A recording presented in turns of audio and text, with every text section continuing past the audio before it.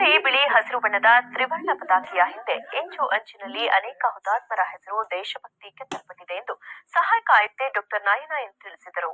78ನೇ ಸ್ವಾತಂತ್ರ್ಯ ದಿನಾಚರಣೆಯ ಸಲುವಾಗಿ ಭಟ್ಕಳದ ತಾಲೂಕು ಕ್ರೀಡಾಂಗಣದಲ್ಲಿ ಧ್ವಜಾರೋಹಣ ನೆರವೇರಿಸಿ ಮಾತನಾಡಿದ ಅವರು, ಮಂಗಲ್ ಪಾಂಡೆ, ಭಗತ್ ಸಿಂಗ್ ರಂತಹ ಸಾವಿರಾರು ಯುವಕರ ಸುಖ ಬಲಿಕೊಟ್ಟು ಬ್ರಿಟಿಷರಿಗೆ ಎದೆಗುಟ್ಟು ಬಲಿಯಾಗಿದ್ದಾರೆ.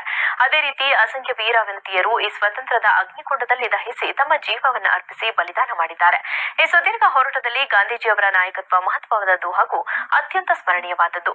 ಇವರೆಲ್ಲರ ತ್ಯಾಗದ ಫಲವೇ ಈ ಸ್ವಾತಂತ್ರ್ಯ ಬಲಿದಾನದ ನಿತ್ತರು ದರ್ಪಣದಿಂದ ಪಡೆದ ಈ ಸ್ವಾತಂತ್ರ್ಯವನ್ನ ನಮ್ಮ ಹೊರಗಿನ ಹಾಗೂ ಒಳಗಿನ ವೈರಿಗಳಿಂದ ರಕ್ಷಿಸಿಕೊಳ್ಳಬೇಕಾಗಿದೆ ಎಂದರು. ಬಿಳಿ ಹಸಿರು ಬಣ್ಣದ ಪತಾಕೆಯ ಕಣಕಣಗಳೂ ಶತಶತಮಾನಗಳ ದಬ್ಬಾಳಿಕೆಯ ವಿರುದ್ಧದ ಕ್ರಾಂತಿಯ ಕಿಡಿಗಳಿವೆ. ಈ ಧ್ವಜದೊಳಗೆ ಇನ್ನೂ ಸ್ವಾತಂತ್ರ್ಯ ಸೇನಾನಿಗಳ ಉಸಿರಿದೆ. ಅದು ಭಾರತದ ಸಾರ್ವಭೌಮತ್ವ ಹಾಗೂ ಸಾಮರ್ಥ್ಯದಿಂದ ದೇಶದ ಧ್ವಜ ಹಾರುತ್ತಿದೆ. ಇದು ಸಾರ್ವಭೌಮತ್ವದ ಹಾಗೂ ಸ್ವಾಭಿಮಾನದ ಪ್ರತೀಕವಾಗಿ ಇಡೀ ಜಗತ್ತಿಗೆ ನಮ್ಮ ದೇಶದ ಸಾಮರ್ಥ್ಯವನ್ನು ದೃಢಪಡಿಸುತ್ತದೆ. ಈ ಪತಾಕೆಯ ಇಂಚಿನಲ್ಲೂ ಹುತಾತ್ಮರ ಹೆಸರು ದೇಶಭಕ್ತಿಯ ನೆತ್ತರಿನಿಂದ ಬರೆಯಲ್ಪಟ್ಟಿದೆ, ಕೆತ್ತಲ್ಪಟ್ಟಿದೆ.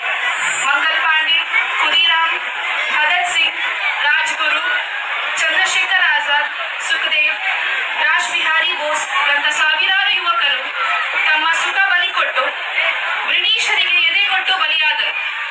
ಸ್ವಾತಂತ್ರ್ಯದ ಈ ಸುದೀರ್ಘ ಹೋರಾಟ ಕಾರ್ಯಕ್ರಮದಲ್ಲಿ ತಹಶೀಲ್ದಾರ್ ನಾಗರಾಜ್ ನಾಯಕಡ್, ಜಾಲಿ ಪಟ್ಟಣ ಪಂಚಾಯತ್ ಮುಖ್ಯಾಧಿಕಾರಿ ಎನ್ ಮಂಜಪ್ಪ, ಪುರಸಭೆ ಮುಖ್ಯಾಧಿಕಾರಿ ನೀಲಕಂಠ ಮೆಸ್ತಾ, ಮೋಹನ್ ನಾಯಕ್, ಪಶುವೈದ್ಯ ಡಾ ಶಿವಾನಂದ ಪ್ರಕಾಶ್ ಶಿರಾಲಿ ಸೇರಿದಂತೆ ಮತ್ತಿತರರಿದ್ದರು.